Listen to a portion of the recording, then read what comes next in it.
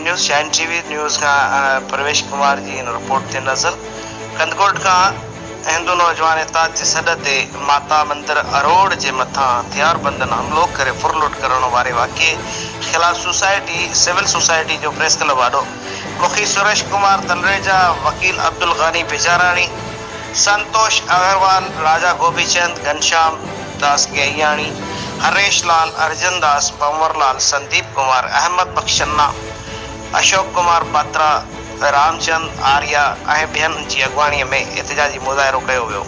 मुजाहिरन के हथन में प्ले कार्ड और बैनर पिण होया जिन ते मंदिरन ते हमला बंद कयो ताफ़िज़ ॾियो मंदिरन के ताफ़िज़ ॾियो जा नारा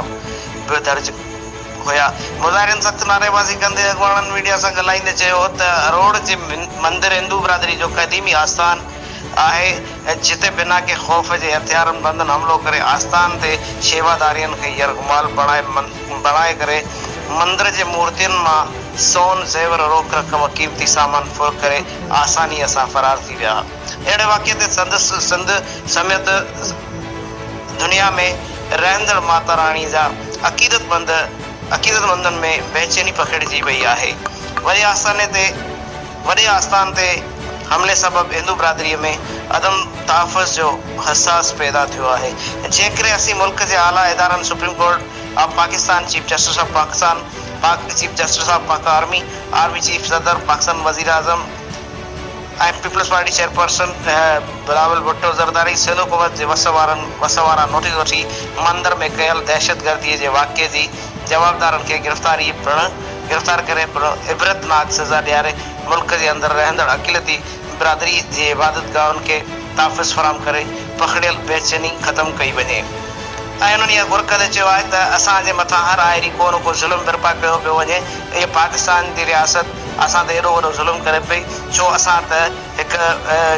मुहिब वतन पाकिस्तानी आहियूं ऐं असां सां लिहाज़ा आलिया अदलिया खां आला एकामन खां आला ऐवाननि खां इहा मुतालबो कयूं था त असांखे सुकून जी ज़िंदगी पिण फराम कई वञे त जीअं असां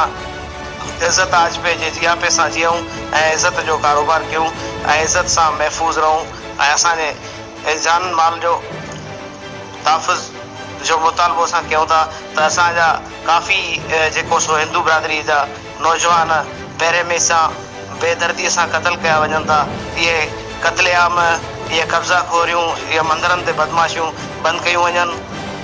न त असां एहतजाजन जो दायरो मुज़ाहिरन जो दायरो अञा बि अॻिते वधाईंदासीं ऐं असांखे चप सुभी इलामती बुख हड़तालूं करणियूं पियूं त बि पिण कंदासीं न त लिहाज़ा असांखे मद्देनज़र रखंदे असां सां इंसाफ़ कयो वञे।